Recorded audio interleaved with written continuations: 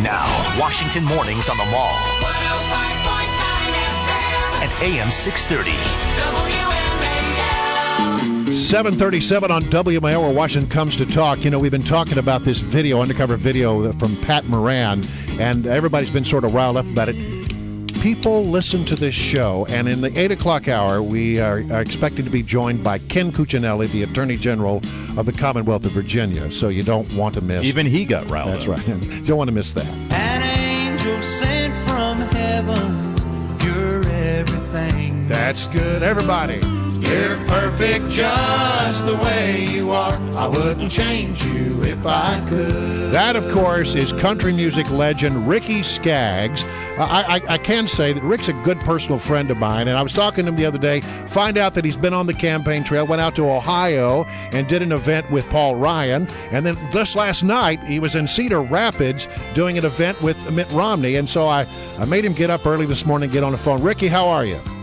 I'm awake and ready to talk. All right, so you, Brian? I'm very well. It's good to hear your voice.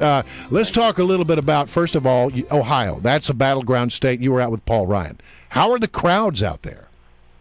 Well, I think the crowds are certainly enthusiastic. I think there's a lot of people, that's hurting. It's out of work. It really needs a good job. Needs to get back to work.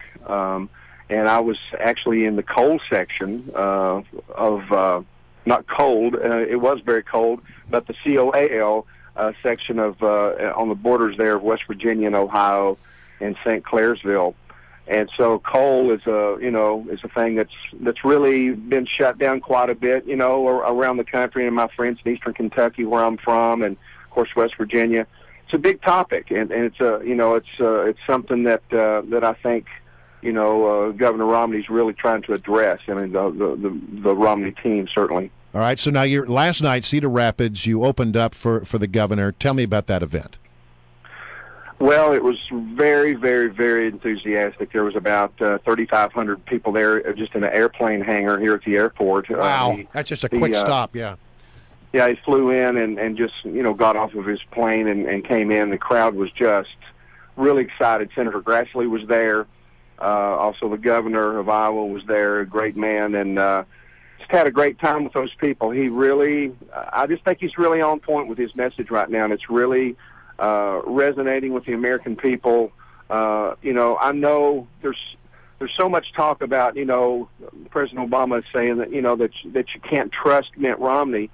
That's like calling you know what I'm saying? I mean, we talk about trust, and yet, the president just will not come clean about the whole situation in Benghazi. It is overwhelming.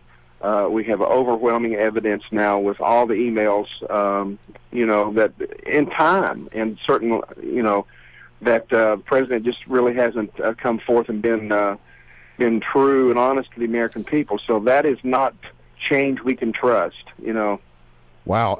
I know that you've had a chance to meet with the governor, and you are, I can attest to this because I know you well.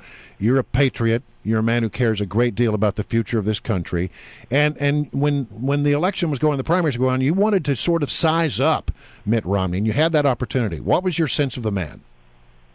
Well, I really, really liked him. I really, getting to just shake hands with him, look him in the eye, and I saw a man with a real heart. He is a patriot. He cares about America, cares about people. I really, really was impressed with him. I feel like he would be a great commander-in-chief. I even called him Mr. President. I said, I know it's not official yet, but I said, I'm just really believing in my heart that you're going to be our next president. I think people want our country back, Brian. I think our country has just slid into such a place that we've got to rise up as patriots and rise up as Americans. And the thing I love about Governor Romney, he's so open to everyone's ideas. I mean, obviously he's going to be the president, when he gets in. But I mean, just look at his record in Massachusetts, how willing he was to work with Democrats and Republicans both.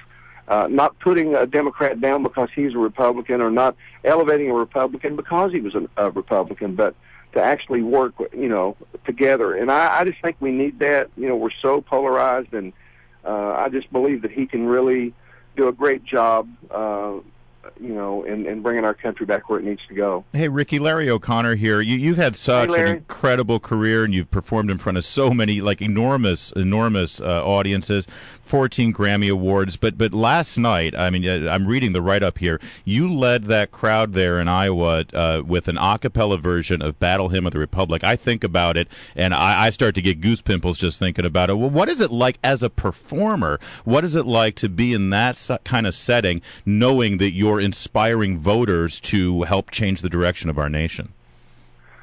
Well, that's one of the great things, great payoffs, I think, of being an entertainer, to be able to use your gift, the gift that God has given me, to be able to use it for more than just entertainment, but actually to help bring people together. And I wish you could have been there and felt. I had goosebumps myself. You're not going to sing for us now, are you, Ricky? Come on, let us have a little bit. He would. Oh, I think I'd sing a little like Johnny Cash this morning. All right, Rick, we got to leave it right there. I just want to say thank you for getting up early. I know you got to run because you got a cab waiting to get to the airport. Ricky Skaggs, country music legend, good friend. And by the way, a guy, I wish you could come to our Swing State Roadshow, because I know Ricky. I've sat down with him. This man loves biscuits and gravy.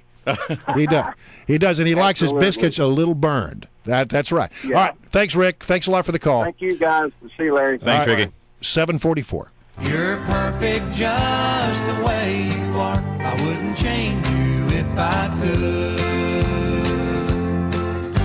Washington's Mall, WMAL, where Washington comes to talk.